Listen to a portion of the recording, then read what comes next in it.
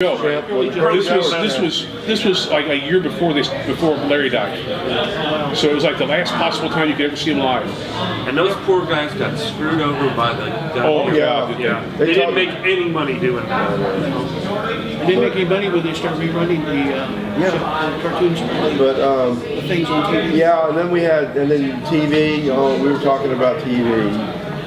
Johnny Quest. Who remembers the original Johnny Quest? Yes. That was a big deal. that was huge, I remember when the original Batman came out. I was pissed. and I loved every minute. I saw the. It was funny. Yes. It was like pow. That was that.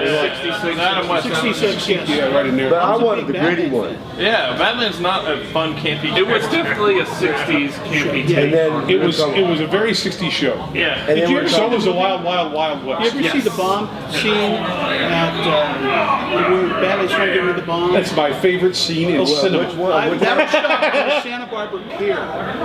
Which and this is one. This is from Batman the movie. Movie. Oh. Go watch the movie. It's stupid, but it's fun. Yes. It's still my favorite Which Batman. I still movie? love that. Batman the movie. It's Batman. 1968, something like that. Yeah. I did a parody poster. But I It's a also saw comedy the drama Batmobile. show. They actually brought the Batmobile. Have you seen it? They had this big discount house. You'll called see it, Disco 'cause you'll Fair get in one. Toledo. Oh boy. And It's a they Batman brought parody the poster.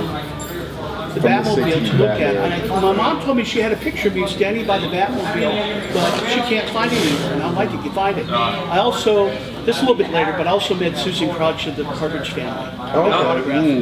That's about 71, 72 of the Partridge Family. But was big. yeah, So that's for me, true. when I think 60s television, I'm thinking reruns. I'm thinking, Laughing. Gilligan's Island. Laughing was a big one. Gilligan's Island. The Smothers Brothers. Brothers Brothers. Was monsters. The Monsters. Hogan's Heroes was Hogan's 70s. Heroes. Beverly Hillbillies. Yeah, that was, yeah, you're right. But it was in the hippie. Hogan's Heroes How was about 60s. Dark Shadows? Oh, Dark Dark Shadows. Shadows. Don't No, ever they let a didn't German rerun that. watch Hogan's Heroes. You know what Dark Shadows was? that In the shows his 60s? German stereotype. It was the golfy show. It was a soap opera Yeah, it was a with monsters. soap opera with a vampire. Right. And the movie they made of it was awful. I know. I used to rush home to watch Dark Shadows. Yeah, Barnabas. And I wanted so bad to get that ring, and that ring right now is worth like $800 if you have the Barnabas Collins ring. Yeah, and that was genius. They took a daytime soap opera show. Let's put a vampire in it. Woo! There you go. But, Karate movies. All karate movies were bought in the 60s. That's true. And it was from the fact that the guy who played Kato, the Bruce Lee. Bruce Lee, yeah. Bruce Lee was in Hollywood teaching stars how to do karate. Yeah. And he was their coaches, and they said, why don't you get into movies? Yeah. And that's how the karate genre, And that was like, that was Well, he was- definitely he late was, 60s. Kato Because with the the Green karate, for me, karate movies he were at was. their height in the 70s Green Hornet was- and like early 80s, but like, yeah, there was definitely some early Bruce Lee Yes. stuff in the early Yeah, it was 60s. during the 60s. But Yeah, his greatest stuff was in the 70s. but the Archie cartoon, Yeah. The monkeys were a the big monkeys were really. I used to Didn't watch they the just monkeys. finally Just had their own stop releasing the Archie's Yeah, cartoons? by the Beatles. Yeah, they ran them for a while. They started to No, fall off. they killed off Archie, but it was an alternate universe. So Well, we were talking about that earlier too. That the Archies came out with that song "Sugar Sugar." Yeah. They were the only band that had a #1 hit that never went on tour. weren't a real band. Because of the monkeys. The same guy who did the monkeys. That he couldn't control them. Said, "Screw you guys." And he invented the Archies. He controlled everything. And so got a studio band, slapped them together, made "Sugar Sugar," got a #1 hit. Screw the monkeys. He was a complete control freak. Yes. Yeah, once the monkeys started having their own ideas, screw them. Yeah, they wanted to control everything, and this Gets Don is Kirshner. we're here to make money, guys. This is how you do it. Monkeys, no, we want to be He creative. promised that we would have control of our albums. And then he did some bad business deals. He got kicked out of the Monkeys organization. well, Nesmith's mom invented whiteout, so he was like, Yeah, that was Michael Nesmith. yeah. Michael Nesmith He was the guy he that also ruled came out with another out video. Did you know? Did you ever see Otherwise, that they would have one? been public. I had Elephant Parts. It's a Monkeys were video great. of an elephant park. Well, There was this was all actually kind of stuff, all kind of like little. Yeah, they were. named to the There group. was the funniest, Marine all the monkeys were recruitment talented video I've ever And seen. that's the problem. If he wanted, That's the guy there going- totally control the monkeys. You know, like the guys He there, should like, have he's in the uniform goes, really vanilla type. You know, where they Oh weren't yeah, singing. let somebody the else fuse, the sing. power, Yeah. the Marines. You go out and look for it now. You know, it's like, that was good for me. Was that good for you? Well, actually, And they're like, somebody we'll let you know. That was one of the great miracles of the 60s, I think, is how good the monkeys came out to be. Yeah, they should have been rock and roll. Surprised everybody. They, most of them didn't This play is the headquarters instruments. album. That's your best album. They were, it was all invented. They didn't play their instruments. CD or vinyl. I think the only one that was, who was it that played their instrument? What was the turning point I for think them one of was them played making the that instruments. weird movie. Head They usually like teeter toward going That to. was pretty much good. But that was they were trying to And do music came out. I'm just playing the guitar. kind of. I think David Jones might have been the only Their one own take playing. on it. And trying to Well, make he it so- was, Davy Jones was No, the no, only no, one. Michael Nesmith, I think. Yeah, Played- Davy played- Jones was a video star before that. He was like some kind of player or something. He was a Right. teen visual play. Yeah. I've seen Davy Jones and Mickey Dolenz. I wish it was Sonic. So how are the monkeys still touring then? Mickey Dolenz is still alive, and Peter Tork is still alive. Mickey, Michael Peter, Nesmith is and still Michael alive. Leslie, but he doesn't want anything to do with it. no, Michael's touring with them now. Is it? Yeah, he made up with him. Yeah, he made it with them. We're in the middle Probably of the getting panel. some big money now, touring on the nostalgia tour. I So will so pull your I've back. seen video of the Get outta monkeys here. now, and they're old. Well, it was always like I worked at Disney during the spring when they had their flower festival, and they always played 60s music, and they always had like the monkeys play, and whoever was around. So that's how I got to see it.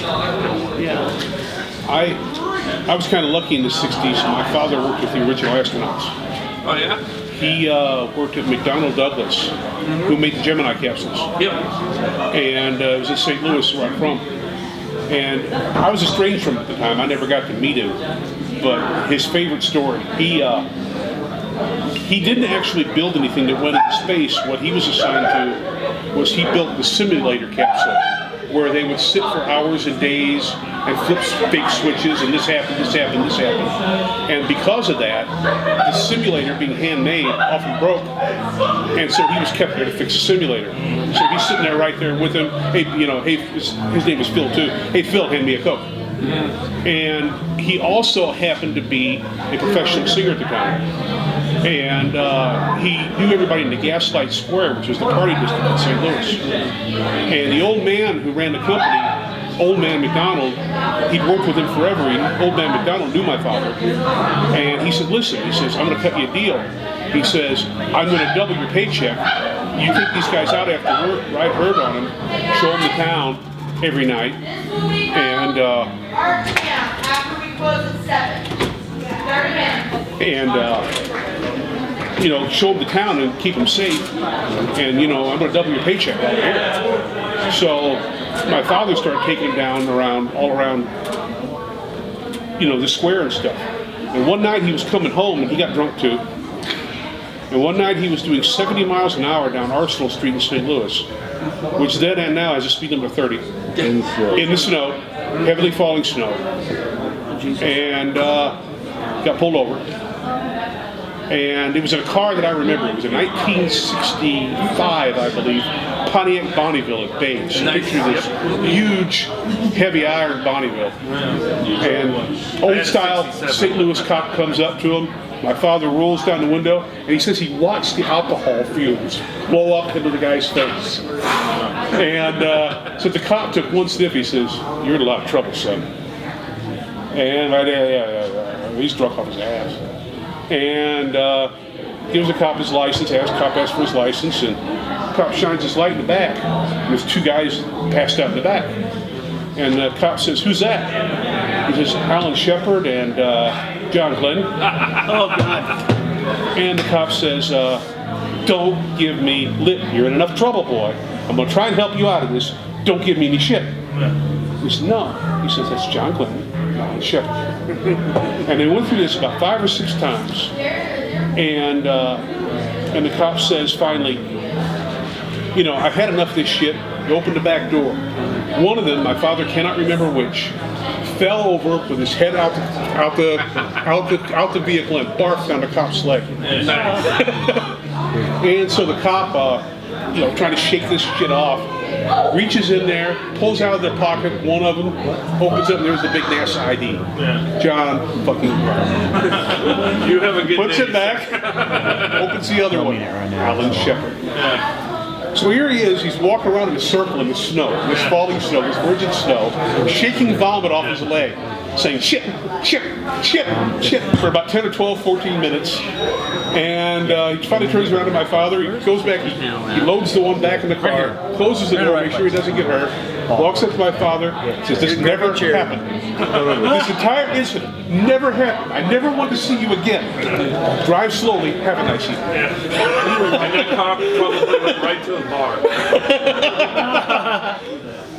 So, I never got to know him. Now that cop's got a great story. Like, Nobody ever never believed him. tell it.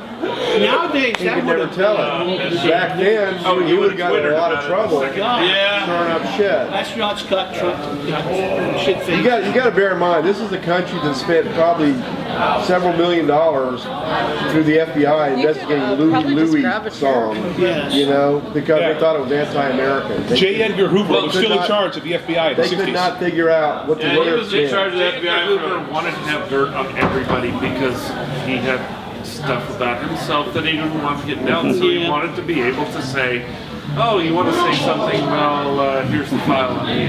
Yeah. So he That pretty falls much, on rock stars. That falls he on didn't, no, John he didn't Lennon. have to have a file on you. He just had to have a file on something, And people say somebody that was he was- important enough that they could control your life too. And you more know? conspiracy that he was one of the guys behind John F. Kennedy's death, and Bobby Kennedy's death, and Martin Luther King's death. There are more J. Edgar Hoover conspiracy theories. Oh, God, yes. I read a novel once based on the premise that somebody tried to steal J. Edgar Hoover's files, and they only got part of them. And they were trying to run the country by dominating people's last names began with T through Z. But he didn't kill his neighbor's cat. Did he? The story was that he in the DC he went out to get his paper and there was a big pile of crap on his front